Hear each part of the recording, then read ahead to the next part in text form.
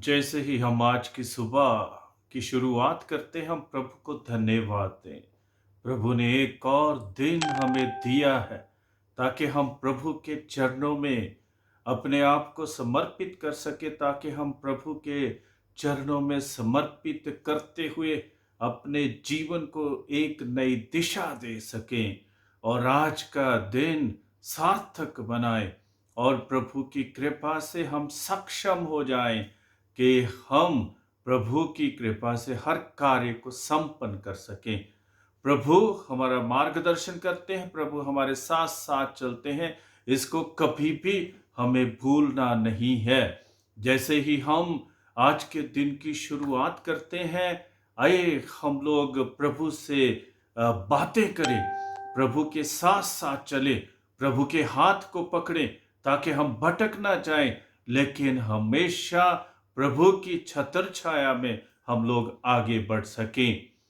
वचन में लिखा है स्तोत्र 46 और 11 वाक्य में, शांत हो और जान लो कि मैं ही ईश्वर हूं। शांत हो और जान लो मैं ही ईश्वर हूं। हम ईश्वर को तभी पहचान सकते हैं, तभी जान सकते हैं जब हम शांत होते हैं, जब हम बिल्कुल प्रभु की कृपा के अनुकूल चलते हैं, जब हम प्रभु के लिए आतुर रहते हैं, व्याकुल रहते हैं, जब हम प्रभु की कृपा प्राप्त करने के लिए आगे बढ़ते हैं। बहुत से लोग सोचते हैं कि हम जितना चिल्लाते हैं उतना ही प्रभु हमारे नजदीक है। नहीं, हम जितना शांत रहते हैं उतना ही हम प्रभु के रहस्यों को पहचानते हैं, उतना ही हम प्रभु को जानते हैं, उतना ही हम प्रभु को पहचानते हैं। जब तक हम शांत नहीं होंगे, तब तक हम प्रभु को कैसे सुन सकते हैं? तब तक हम लोग अपने कानों को प्रभु की ओर कैसे लगा सकते हैं?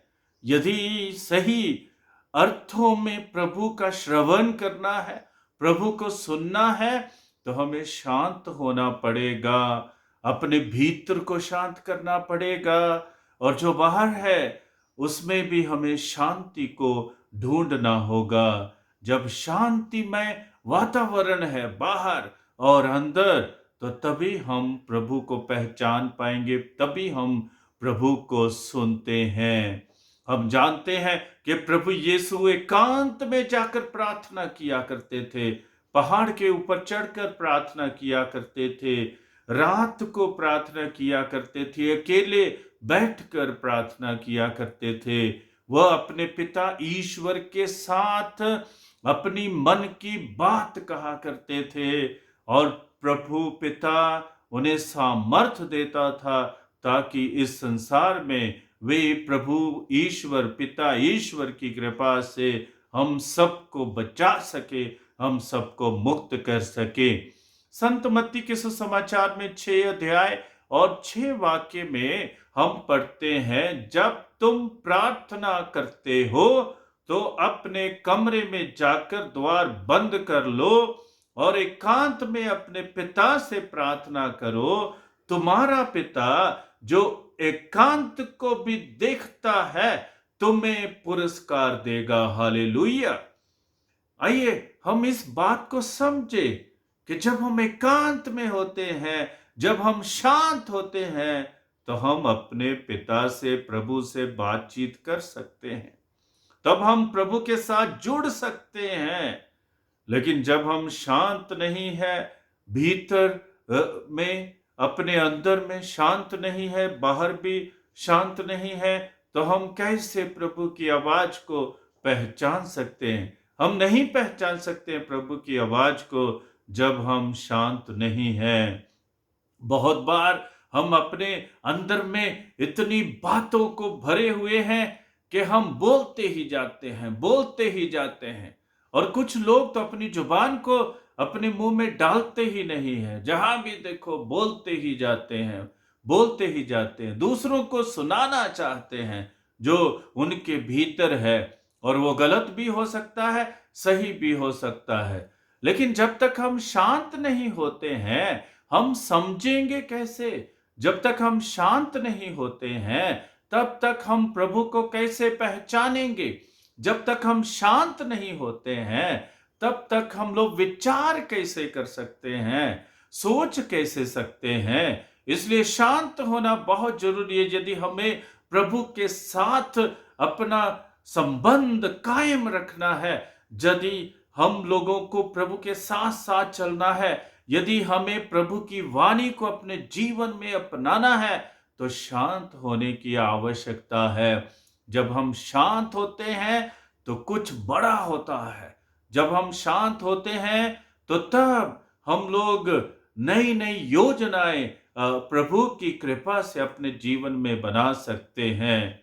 हम देखते हैं एक बीज जिसको बोया जाता है, वो तो चिल्लाता नहीं है, लेकिन फिर भी धीरे धीरे वो पौधा बनता है और धीरे धीरे उसके पत्ते निकलते हैं, बड़ा होता है और उसको फूल लगते हैं और शांति से वह जो है बहुत बड़ा पेड़ बन जाता है।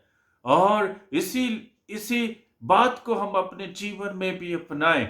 जब हम शांत होते हैं, हम सीख सकते हैं, हम सुन सकते हैं, हम पढ़ सकते हैं, हम प्रार्थना कर सकते हैं, हम ईश्वर की आवाज को, ईश्वर की ध्वनि को, ईश्वर की वाणी को अपने जीवन में सुन सकते हैं और अपने संबंध को प्रभु के साथ और भी गहरा बना सकते हैं। तो जब हम शांत नहीं होंगे, हमारा हृदय शांत नहीं, हमारा मन शांत नहीं, तो हम क्रोध को जन्म देंगे, हम ईर्ष्या को जन्म देंगे, हम नफरत को जन्म देंगे, हम निंदा चोरी को जन्म देंगे, हम एक दूसरे के प्रति बुरे भावों को जन्म देंगे और एक दूसरे के प्रति बुरा विचार हम लोग अपने जीवन में पैदा करेंगे। क्यों नहीं शांत हो जाएं और अच्छी बातों का अनुभव अपने जीवन में करें, प्रेम का अनुभव अपने जीवन में करें, मन की शांति का अनुभव अपने जीवन में करें, प्रभु के सामर्थ्य का अनुभव अपने जीवन में करें, प्रभु की शक्ति का अनुभव अपने जीवन में करें। राजाओं का पहला ग्रंथ 19 अध्याय 11 से 13 वाक्य में लिखा है, प्रभु प्रचंड आंधी में नहीं था, प्रभु भूकंप में भी नहीं था, प्रभु अग्नि में भी नहीं था, प्रभु मंद समीर की सरसराहट में था, प्रभु शांत हवा में था, शांत पवन में था। हालेलुया। और हम भी प्रभु को शांति में खोजे।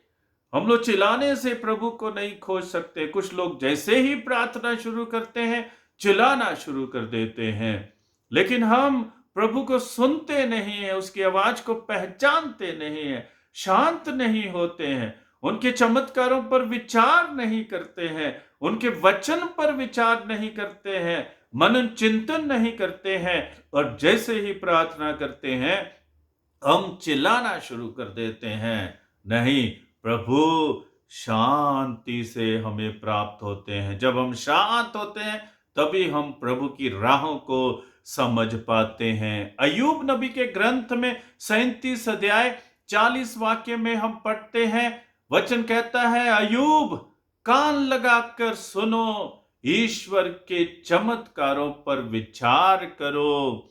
शांत होकर सुनो, ईश्वर के चमत्कारों पर विचार करो। और स्तोत्र 131 और वाक्य 12 में हम पढ़ते हैं, प्रभु मेरे हृदय में अहंकार नहीं है, मैं महत्वाकांक्षी नहीं हूं, बड़ी बड़ी योजनाएं नहीं मैंने बनाई जो मेरी शक्ति से परे है, उन कार्यों को मैंने उनकी कल्पना नहीं की। मेरी आत्मा शांत और मौन है।